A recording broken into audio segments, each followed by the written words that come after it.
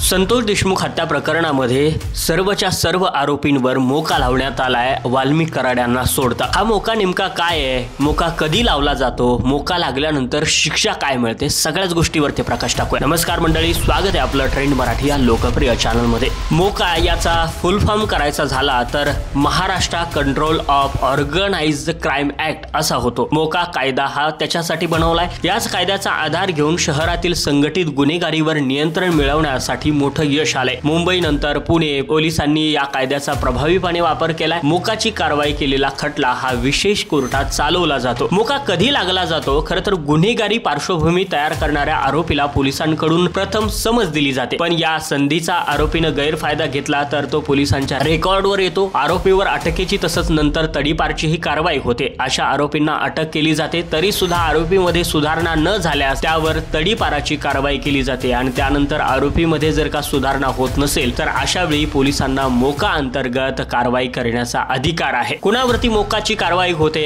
हप्ता वसुली, खंडणी, अपहरण, सुपारी देणे, खून, खंडणी, अंमली पदार्थ तस्करी यासारखे संघटित गुन्हे करणाऱ्या टोळ्यांवरती मोका लावला जातो। मोका लावण्यासाठी गुन्हेगारांची 2 किंवा अधिक लोकांची टोळी असावी लागते। टोळीमध्ये एकट्या गुन्हेगारानं किंवा टोळीतील अनेकांनी गुन्हा केलेला असावा लागतो। तसंच अटक केलेल्या आरोपींपैकी एकावर गेल्या 10 वर्षात 2 गुन्हे आरोपपत्र सादर झालेले असणं बंधनकारक आहे। पोलिसांच्या आरोपपत्रात सादर करण्यासाठी 6 महिन्याची मुदत वाढवून मिळते। या कायद्यान्वये गुन्हेगाराला लवकरच जामीन नसल्यानं अनेक गुंड वर्षानुवर्ष तुरुंगात राहतात आणि त्यामुळे त्यांची सुटका होईपर्यंत त्यांची संघटित टोळी मोडकळीस आल्याचं पाहायला मिळतंय। मोका लावण्याची प्रक्रिया नेमकी काय? आता ही मोका लावण्याची प्रक्रिया काय तर क्राईम डीसीपी अमोल झेंडे यांनी दिलेल्या माहितीनुसार मर्डर, खंडणी, 307 दरोडा, खंडणी प्रयत्न, घुसखोरी, तत्सम गुन्हे करणाऱ्या गुन्हेगाराचा मागील 10 वर्षाचा इतिहास असणं कारवाईसाठी आवश्यक आहे। ज्या 2 किंवा 2 पेक्षा अधिक गुन्हे दाखल असणं, पूर्वी 3 किंवा त्याहून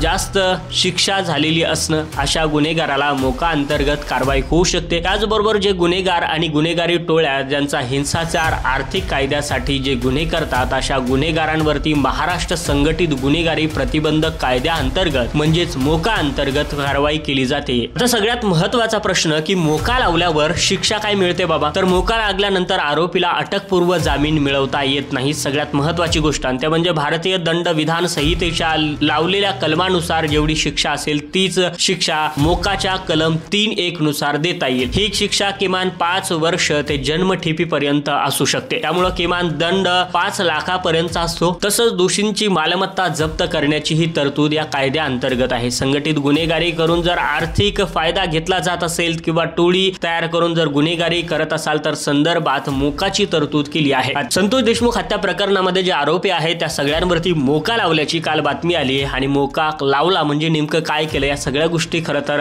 प्रेक्षकांसाठी आपण खास उलगडून सांगण्याचा प्रयत्न केलाय। मात्र अजूनही वाल्मिक कराड त्यांना खंडणीच्या गुन्ह्यातच अटक करण्यात आलेली आहे। त्यांच्यावरती मोका वगैरे लावला नाही किंवा संतोष देशमुख हत्या प्रकरणासोबत त्यांचा संबंध नसल्याचं बोललं जाते। वरून दुसऱ्या बाजूला मुख्य सूत्रधार वाल्मिक कराडच असल्याचं बोललं जाते। त्यांच्यावरती तसे आरोप लावले जात आहेत। मंडळी, वेळोवेळी अपडेट आपल्यापर्यंत पोहोचवण्याचं काम ट्रेंड मराठी करणार आहे। त्यासाठी ट्रेंड मराठीला सबस्क्राईब करून ठेवायला विसरू नका।